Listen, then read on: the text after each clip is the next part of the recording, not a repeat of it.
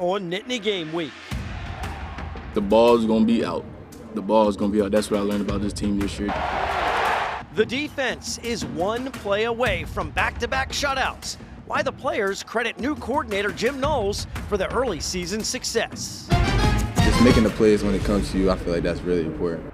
13 different Nittany lines have a reception through the first 3 games. How the team's versatility can benefit the offense over the course of a long year. And with PSU on a bye week, you may decide to tackle a good book with some of the free time, the way this Penn State alum and author uses a fictional player from Linebacker U as the main character in his crime thrillers.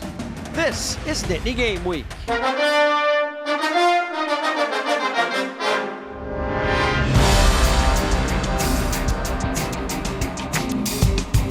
Hello, everyone, and welcome to Nittany Game Week. I'm Todd Sadowski alongside former Nittany Lions coaches Jay Paterno and Tom Bradley. To absolutely no one's surprise, Penn State 3-0. Non-conference schedule in the rear view mirror. The question is, how much have we learned about this team as they move towards a date with Oregon in the White House? I think we've learned that there's still some work to be done. Offensively, they've been a little uneven at times. Defensively, they've been really good, and special teams have been outstanding. And I couldn't agree more. That's how I'd rank it, too. Those 3 things. But that's where you should be at this point in time. Your offense should be a little bit behind. But what's really been impressive to me is the way the special teams and defense have been playing.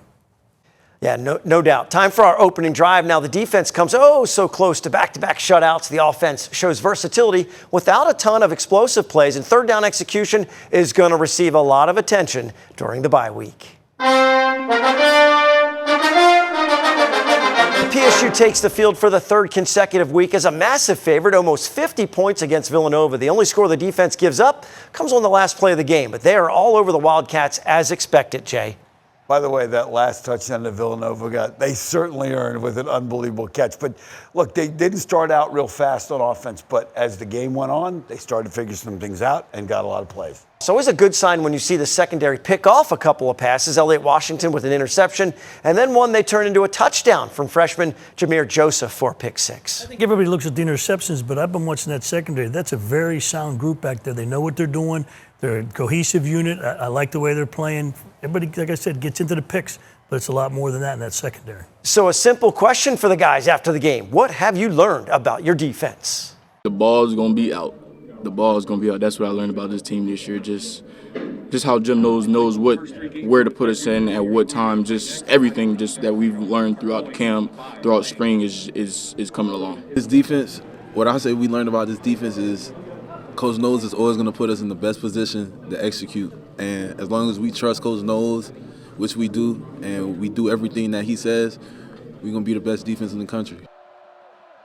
Well, you have to love the confidence they have in their coach and themselves. Tougher challenges coming very soon in the form of the Oregon Ducks.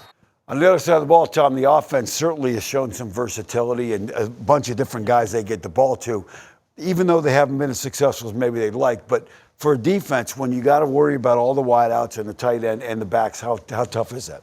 Well, you can't focus on any one guy. You're spread all over the place, because they got all the different weapons. And I think they're showing people that they have these weapons and now better defend against them. Jay, everyone is well aware of what the senior running backs can do. They're mixing it up nicely with the new wideouts and sophomore tight end Luke Reynolds, a productive target. I wouldn't call the offense plotting, but they want more explosive plays. There's no question, and that's one of the things that's going to really, when people talk about Allor hasn't looked maybe as sharp as you'd like, sometimes those guys downfield aren't open, and sometimes they're having trouble. So they're going to have to clean it up when they start getting to the Big Ten.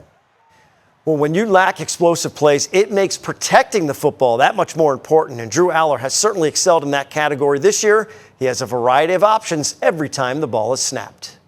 Every play, you got to be ready to catch the ball, ready to have the ball in your hand. So we have a lot of guys that can make plays, so it's kind of hard to distribute to everybody every play. So just making the plays when it comes to you, I feel like that's really important. Obviously, we got some stellar receivers this year. I think it just makes us super versatile. Our core values are all the same, so just focus on playing as a team and just having a diverse offense. In only 3 games, 13 different players have caught a pass. That includes Allor himself, who snagged a deflected ball for a 5-yard gain. One area of concern that will receive a lot of attention during the bye week and leading into the Oregon game, Third down conversions, 5 of 11 for the game against Villanova. Tom, as a defensive coach, winning third downs is imperative, so you're going to do everything possible to get off of that field. That's one of the most important things, but there's reasons why they happen. Down and distance, different things, who's been in the field, what the score is. There's a whole lot of different, and I'm sure there's a lot of things they haven't shown yet. For the Nittany Lions, Jay, this is an area that has to improve, and with all this veteran experience, it should be something they excel at this season. What's been going wrong and some of the things you can do to fix it? Well, I think if you look at the numbers, they've had 20, and this is just focusing on the pass game, they've had 20 pass plays on third downs. The average length has not been that long, 7.6 yards, but they've gotten pressure, which has surprised people, with this offensive line. 5 of those he's had to scramble or he's gotten sacked. Of the other 15, he's completed 6 of those passes, but only 3 of them have gone for first downs. And if you're going to be a really good offensive football team, your pass game on third downs has got to get you first downs and keep you on the field. Well, Coach Franklin says it's a matter of timing and rhythm for a senior QB and the entire offense. Early on in the game, we just made it more challenging and more difficult than it needed to be. We knew we were going to get what we got today, which was drop 8, which drop 8 can be challenging. He was getting good protection, but you're dropping 8 guys into coverage. You got to find windows and you got to find lanes. We just got to get them in a rhythm on offense and Drew as well. Aller finished with 16 completions and 29 attempts against Villanova. They have 1 week until they host the Ducks for a whiteout. With no opponent this weekend, perfect time for coaches to scout their own team. Why the Nittany Lions' 2-minute success is a very positive sign as they move into Big Ten play. More Nittany Game Week is on the way. The opening drive is sponsored by R&R Express. Every shipment moved contributes to autism research and inclusion through the Excel Foundation. Learn more at wearerr.com. Nittany Game Week is brought to you by West Shore Home, official partner of Penn State football. Welcome back to Nittany Game Week. The purpose of college, to gain some knowledge, get an education. Not much different for a coach when it comes to a football team. And when you have a bye week, it is time to go into teaching mode. The question of the week for Coach Bradley, Coach Paterno is, what have we learned about this year's Nittany Lions after 3 relatively breezy non-conference games? Well, we've learned there's still some work to do. That's what we've learned. And field position matters. That's the other thing we've learned. And let's take a look at the field position. Penn State has been gobbling up real estate. Look at the average starting field position. The -42 is incredible for a 3-game stretch. Tom, 634 hidden yards there, which means really 211 yards in free total offense for Penn State. Yeah, and that's something people don't look at. And they say, well, they haven't this many yards. Well, maybe they could do better. No, those are the yards that you want. Yeah, no question. And when we talk about what's come off those things, they've had 11 drives that have started opponent's territory in 3 games, which is a great number. You'd like to see more touchdowns because that represents 77 potential points. 6 field goals, 3 touchdowns, 1 punt, and 1 interception. And part of that has been the red zone issues. Yes, they are good in the red zone because Ryan Barker has been great kicking field goals. The problem is he's out there too often, and they're 10 of 17 on TDs, which is 13th in the Big Ten. So let's talk about what's going on with some of the red zone stuff. They want to run the ball. They have not had, first down has not been great setting them up to get success on second and third downs. They like this 6th offensive lineman here, Tom, but as you know, once that guy's not an eligible receiver, these guys don't worry about covering him, and you run the zone read with the quarterback. When you don't have the pass threat and the run read, how much easier is it to stuff the run? It makes it a lot easier because the things when this guy can do like they had in the past, Yep. is a big problem for the defenses. No question. You never get anything for nothing when you put that guy in there. Sure. That changes the defense. Now, let's talk about some other things. The end of the half, they have been tremendously successful with the ball before the half in the 2-minute drill. That's one of the things that Aller has really, really excelled at. And you look at all those things, and those have changed the tenor of the game. And they've come out of some of those games and then gotten the first possession in the second half and gotten points. But let's talk about how you set up a good 2-minute drive. You start by getting the first down. Here they run a nice screen to Singleton. They get the blockers and the back between the pass rush and the coverage. And what's that mean, Tom, when you get that going? Well, one of the things you said is that it's that first play, it's that first down to get you going. Because now the defense is backed up on their heels a little bit because you're moving that ball. Yeah. and you get in your rhythm, you get a little stride, and then you're able to hit that pass for a touchdown before the half, because once you get moving, that momentum is really good. Now, on the defensive side of the ball, Penn State has done a great job in turnovers. They're +5 on the year for turnovers, and when you see what happens here they did get some disruptive plays. They're trying to run a screen pass. The outside guys know when it's a screen, I go to the quarterback, the inside guys pull off, and then you get the big man interception, and everybody loves the big man interception. They sure do. One point you made, Jay, which you want to make sure we emphasize, is the fact that it's not just the defensive guys. The offense isn't turning it over. The defense is getting the ball, and that's what has where you want the differential. And by the way, not a bad job of running with the football there. Now, we talked about those hidden yards. Wosu is the guy in terms of this team. If I had to give an MVP, he might be the guy. Net punting 6th in the country. 5 out of 5 punts have landed and been down inside the 20. He flips the field. It's incredible. It's incredible what he's done. Of course, one of the most important parts of a college football program are the fans. Diane Crosby of Mechanicsburg, Pennsylvania, was a lifelong supporter of the blue and white. Diane passed away after a battle with pancreatic cancer. And this October, her family and friends are hosting a watch party and fundraiser in her honor called Blue and White Forever Bright. I was going through some of my wife's things a couple weeks ago, and I found a sign that she had that we used to bring to our tailgates. And it said, "Life needs more tailgates." And that is Diane. She liked to have a great time. We were undefeated in tailgates. We're going to try and do that, remain undefeated on October 4th. Blue and White Forever Bright watch party and tailgate dinner will take place on the 4th at Englewood, Hershey. Matt and Diane's 2 children and over 150 family and friends will host the watch party for the Penn State at UCLA game. Diane passed in December at the age of 55. The head brewer making a special beer called the 4-Die Pale Ale. You can get more information on this awesome event at NittanyGameWeek.com.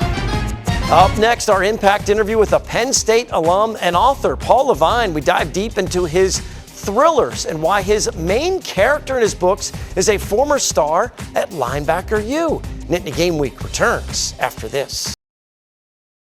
Impact Interview is sponsored by the Pocono Mountains, where small-town charm meets big adventures. Book your trip today by visiting PoconoMountains.com.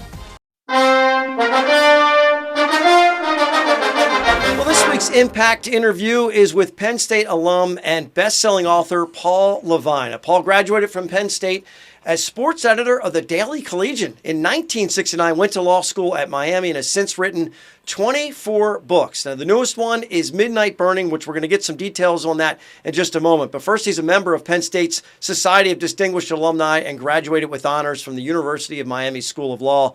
Paul joins us from Santa Barbara, California. Paul, thanks so much for joining us. We appreciate the time today. Happy to be here, Todd. Thank you. Okay, so you made the jump from being a lawyer and started writing crime thrillers. You got a fictional character. He's a lawyer, Jake Lassiter, and he was a heck of a linebacker at Penn State. Was there any one linebacker that inspired this character? And where would you say Lassiter ranks among the great ones at Linebacker U, Paul? Well, Jake would say he was the best, but that's just not true. And I hesitate to make him Shane Conlon or Dan Connor or any of the great linebackers, because my Jake, who's fictional, gets in a lot of trouble. He was always breaking curfew.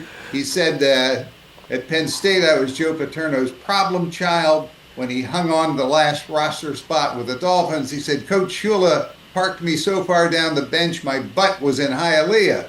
So I don't think anybody wants to be Jake. Well, let me talk about your past at the Daily Collegian. You covered Penn State football in the late 1960s when weekly press conferences were really almost like a family affair type gathering. As you look at the sport now, were the old media relationships better or worse for the growth of the game? Well, the differences are astounding. I mean, there's so many differences in college athletics now, and that would be one of them. My recollection is that Joe, in those first few years, for quite a long time, really enjoyed the sparring with the press, had great sense of humor.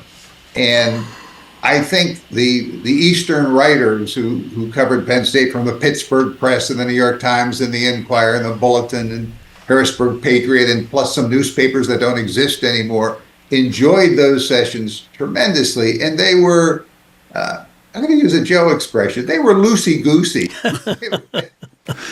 They were not strictly organized. Paul, it's funny here. We're sitting here. I've known you since 1980, okay? So I can ask these questions now. And all of us who know you truly know your passion for Penn State football. What are some of the games or moments that have stayed with you over all these years? Well, speaking of that passion, my wife and I were talking one day, and I can't remember the subject of it, but I think she was irritated with me.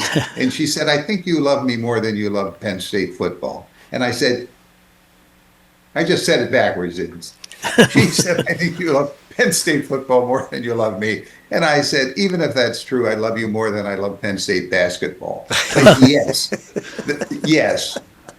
The win over Miami in the Fiesta Bowl for the national championship, when Miami was a 2-touchdown favorite, has got to be pretty much everybody's favorite game if you were there. The win over Georgia in the Sugar Bowl for the national championship when Herschel Walker was on Georgia.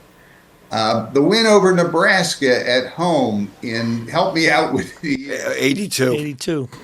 Yes, in 82 that led to the Sugar Bowl win over Georgia. You have a new book out called Midnight Burning that is a different approach for you as a writer. So how much harder was it writing historical fiction that includes historical figures? And having read it, you did a phenomenal job. How hard is that to do? Well, let me say that you know a little bit about research from your novel writing. You have to research every book, but writing contemporary legal thrillers, as I did with Jake Lassiter with Cheater's Game, Early Grave, To Speak for the Dead, I had so much knowledge of the courtroom, what happens in the courtroom, who says what and when, that I wasn't actually prepared for the amount of research to do for a book set in 1937. The one-liner on Midnight Burning, and by the way, in author school, they always teach you, hold up the book whenever you're on television. There is no author school, but they would teach you that. Albert Einstein and Charlie Chaplin in real life were good friends. When I learned that, and when I learned about the 1930s and the fascist movement in the United States that was mirroring what was going on in Berlin as Hitler consolidated power, I came up with an idea for the two of them to fight the fascists in Hollywood in Los Angeles, because there was, in fact, a movement to assassinate 20 Hollywood celebrities, Chaplin being one, and instigate an insurrection against the U.S. government. And also true was that the FBI was chasing communists and really didn't care about the extremist fascist movement. Now, to write that book, I had to credibly create dialogue that Einstein and Chaplin would say to each other, as well as the other real characters, William Randolph Hearst, Charles Lindbergh, Joseph and Magda Goebbels from Germany, and a fascist leader in the United States, long lost in history, named William Dudley Pelley. All real people. It was a grind, frankly, doing the research. Thanks to Paul for the time and insight into his motivation and creativity behind his thrillers. If you want to see our entire conversation with Paul, make sure you check out our website, NittanyGameWeek.com. Still have our scrap medal to hand out. This week's winner is a dual threat with his feet and his hands, and has been a welcome addition to the roster. Scrap medal, trivia winner, pride picks, all just ahead. We're heading into the final minutes of Nittany Game Week. Nittany Game Week is brought to you by West Shore Home. Scrap Metal is sponsored by Burke and Bradley Orthopedics. Located in Pittsburgh, Burke and Bradley Orthopedics is a comprehensive sports medicine practice, providing patients with the most current and innovative approaches in diagnosis and treatment. Tom's favorite part of the show, the scrap medal, where he gets to recognize excellence in attitude and performance. This week, it's Trevor Pena. Really like what I see from the redshirt senior. Transferred in from Syracuse. He's a Jersey kid, went to Ocean Township High School, and he fits right in with this offense. Always ready if his number is called, and a threat as wide receiver and on the end around as a runner. Touched the ball 8 times against Villanova, 4 catches, 4 runs, accounted for almost 100 yards of offense, averaged over 10 yards every time he gets it. He's off to a great start this season. It's trivia time. Last week's question, who is the only Villanova football player to be inducted into the NFL Hall of Fame? Howie Long, our winner, is Kiara Montague of Easton, Pennsylvania. This week's question, since 2014, Penn State has played 11 games against Big Ten teams after a bye week. What is Penn State's record in those games? Another solid question. We're bringing PSU fans and alumni together with our Nittany Connect network at NittanyGameWeek.com. We're partnering with businesses that support the show and letting our viewers know about their great products and professional services. Now, the place to find Nittany Collect along with all of our other web-exclusive content is NittanyGameWeek.com. Airtimes for our network of stations, previous episodes and interviews, the Nittany Game Week podcast. All can be found at one convenient location, NittanyGameWeek.com. And before we go, guys, a fun reunion last weekend with a Big Ten championship team. So tell us about the 2005 reunion. It's just fun seeing all those guys, some of them with their kids, their families, and just seeing how close they were all together. That's why that's how you know you had a great team. It was fun. The stories get better and better every year as you go back and you talk about it. But seeing them older now, and then you're going, oh, I remember I coached him. What a difference. You didn't just coach them, you impacted them. And I think that's got to be really cool, too, for you guys to see that as they go through their lives. Make sure to submit your tailgating and game picks from the game. We always finish with some pride picks, so show us your spirit. For Jay and Tom, I'm Todd. Thanks so much for watching Nittany Game Week. We'll see you next time.